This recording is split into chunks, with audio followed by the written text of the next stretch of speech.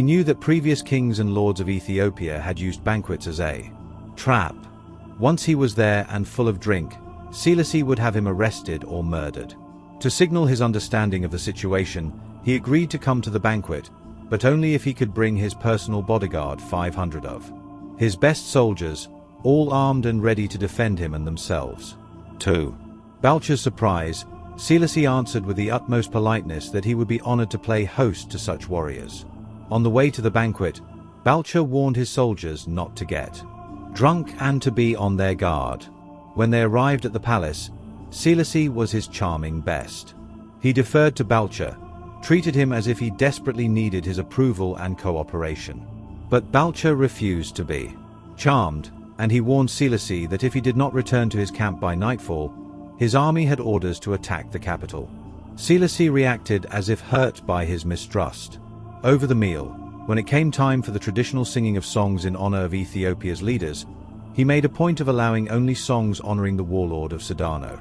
It seemed to Balcha that Selassie was scared, intimidated by this great warrior who could not be outwitted.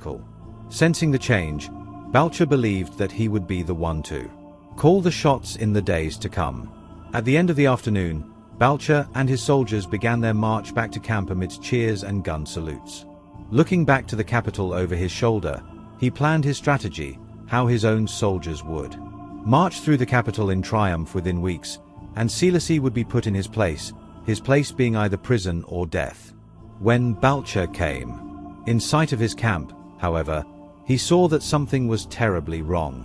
Where before there had been colorful tents stretching as far as the eye could see, now there was nothing, only smoke from doused fires.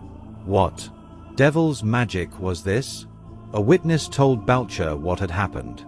During the banquet, a large army, commanded by an ally of Selassie's, had stolen up on Balcha's encampment by a side route he had not seen.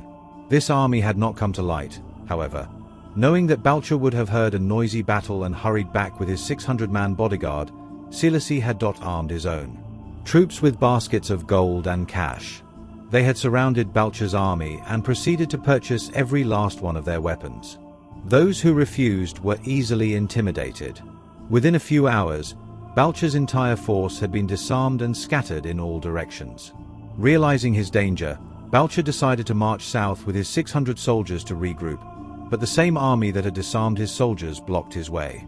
The other way out was to march on the capital, but Selassie had set a large army to defend it.